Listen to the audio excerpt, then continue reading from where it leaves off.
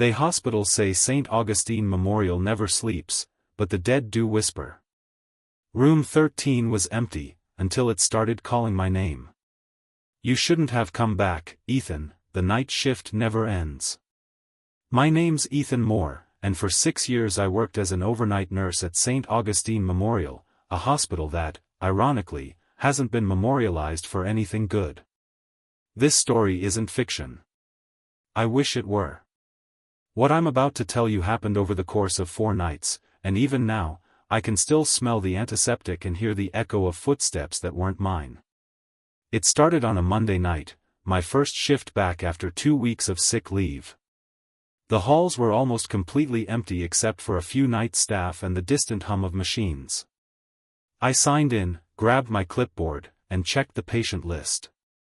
Room 13 was marked as unoccupied, but someone had written in red ink beside it, "Keep door closed." I chuckled to myself, nurses have a dark sense of humor. But when I asked Linda, the head nurse, about it, she looked up from her paperwork with a frown that immediately killed my smile. "Just leave that door closed, Ethan," she said. "Don't ask questions tonight. We're short-staffed, and I don't need any more drama." Drama.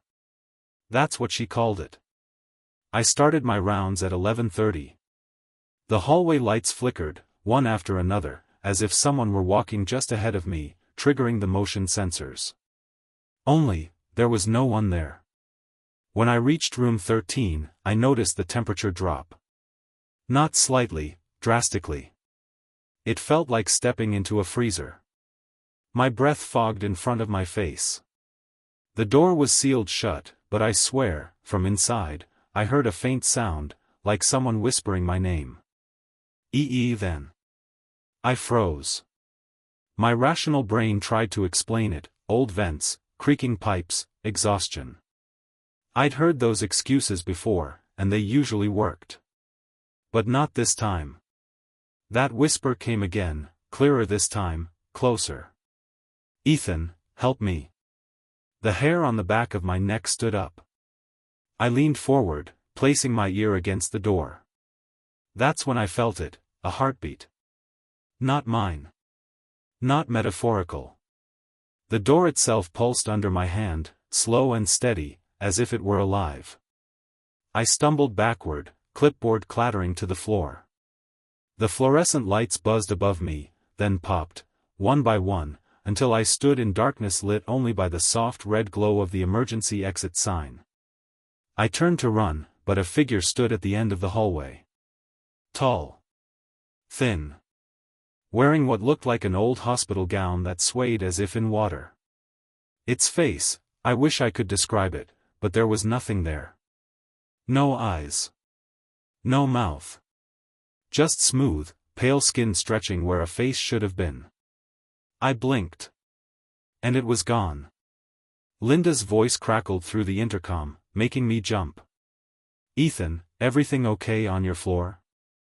I hesitated, staring at room 13. "Yeah," I lied. "All good." But as I turned away, the door behind me clicked. Open. Just an inch. Just enough to let the cold spill out like a whisper from another world. And I swear, before I left that hallway, I heard the faintest, weakest voice from inside say one final thing: "You shouldn't have come back." I didn't sleep after that first night. Every time I closed my eyes, I saw that faceless figure standing at the end of the hallway. I told myself it was exhaustion, hallucination, anything but real.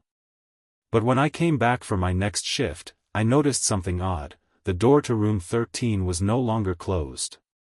It stood slightly open, like a mouth waiting to speak. The other nurses avoided that side of the floor completely. When I asked Linda again what was going on, she looked at me with eyes so hollow I thought she might cry. "Ethan," she said, her voice low, "don't talk about that room. The fewer questions you ask, the longer you last here." That line stuck with me: the longer you last. By midnight, I was alone again. The lights hummed, the clock ticked slower than it should have, and the smell of bleach was so thick it burned the inside of my nose. I tried to focus on paperwork, but then I heard it, the faintest sound coming from the ceiling vent above me. At first, it was just static, like air pushing through metal. Then, it turned into whispering. "Help us, still here, can't leave." I stood on a chair, pressing my ear to the vent.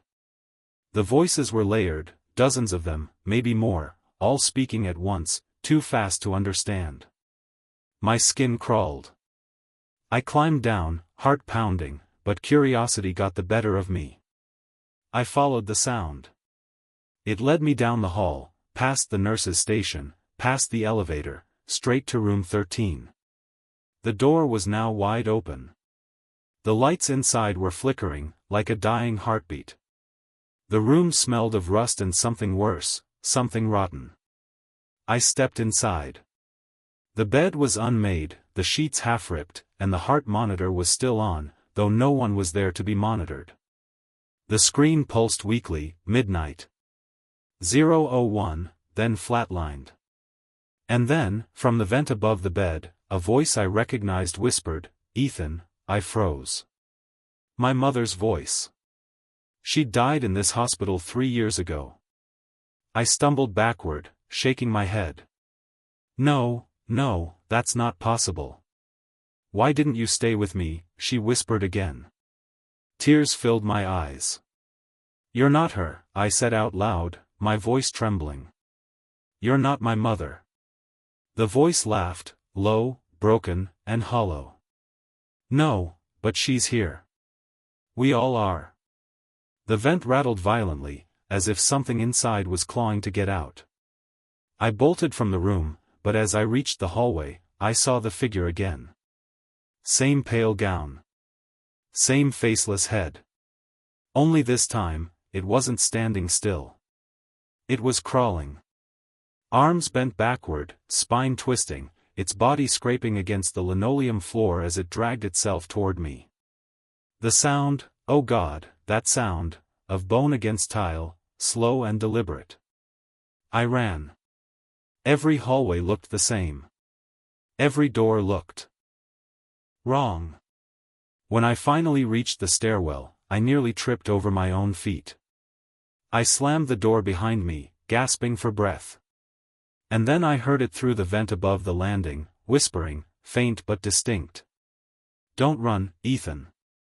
You're part of us now." The air turned cold again. My breath came out in clouds. The metal railing under my hand vibrated with a steady rhythm, like that heartbeat I'd felt against room 13's door. Thump. Thump. Thump. I looked up toward the next floor and saw a trail of wet footprints, leading upward. Bare, human, but not mine. I didn't want to follow them.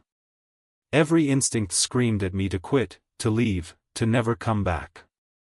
But something deep inside, that same morbid curiosity that makes us stare into the dark, pushed me to keep climbing. The higher I went, the louder the whispers grew, until they weren't whispers at all. They were screams, dozens of them, echoing through the vents, crying for help, pleading for release. And then, just as suddenly, everything went silent. At the top of the stairs stood a single gurney. On it lay a patient covered by a white sheet. I knew the hospital's routine, the morgue transport didn't come up this late. Someone had brought that body here. My shaking hand reached for the tag tied around the toe. The ink was smudged, but I could still make out the name, Ethan Moore. The lights went out. When the lights went out, I didn't move. Couldn't. My body felt locked in place, frozen by a fear so primal it swallowed every logical thought I had. The tag with my name on it dangled from that body like a cruel joke, swaying gently in the stale air. Then, from somewhere below, came a sound that didn't belong in a hospital, the heavy drag of metal against concrete. Something was moving down there. Slowly. Purposefully. The emergency lights flickered back on, washing the stairwell in a dull red glow. The gurney was empty now. The sheet lay on the floor, and the tag with my name had vanished. I told myself I had to leave, get out, quit, tell Linda I was done. But the stairs below called to me. 1 level down. 2. 3. Each step creaked like it was warning me. By the time I reached the basement level, the temperature had dropped again. My breath came out in short, white clouds. The hallway was lined with metal doors, storage rooms, supply closets, and at the very end, one door slightly ajar. Light leaked through the crack, flickering like candlelight. I pushed it open. Inside was the old morgue, the one they'd shut down years ago when the hospital upgraded its facilities. Rusted tables stood in rows, each with a drain in the center and a hose coiled beside it. The smell of formaldehyde was thick enough to sting my eyes. And in the corner, where the wall met the floor, I saw something that didn't fit, a square section of tile, newer than the rest, with fresh bolts securing it. Someone had sealed something beneath the floor. I crouched down. The bolts were loose enough to turn by hand. As I worked them free, I heard the faint whisper of air escaping, followed by a smell, the kind that makes you want to claw your nose off. Rot. Death. Time itself, festering. When I lifted the tile, a gust of freezing air rushed out, and a voice whispered from the dark hole below, "Welcome back, Ethan." My flashlight trembled in my hand as I aimed it down. What I saw shouldn't have been possible. Dozens of faces, pale, lifeless, staring up from a pool of black water. Some looked like patients I'd cared for. Others looked like staff. And then, one looked exactly like me. The reflection, or whatever it was, blinked. I stumbled backward, my flashlight clattering to the floor. The beam swung wildly across the room, landing on the far wall where words were scrawled in something dark, "You were one of us all along." A metallic clang echoed behind me. One of the morgue drawers slid open on its own. Inside lay the same body I'd seen upstairs, the one tagged with my name. Only now, it wasn't still. Its chest rose and fell, shallowly.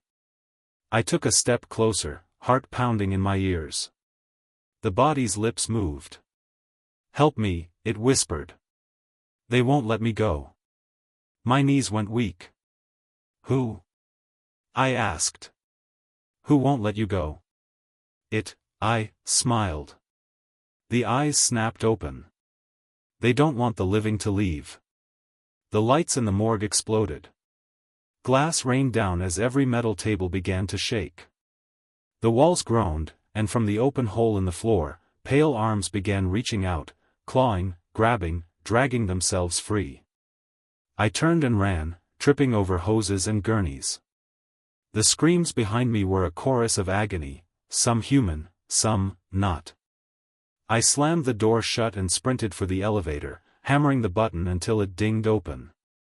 As I rode up, my reflection in the metal doors wasn't right. My mouth moved out of sync. My eyes blinked half a second late.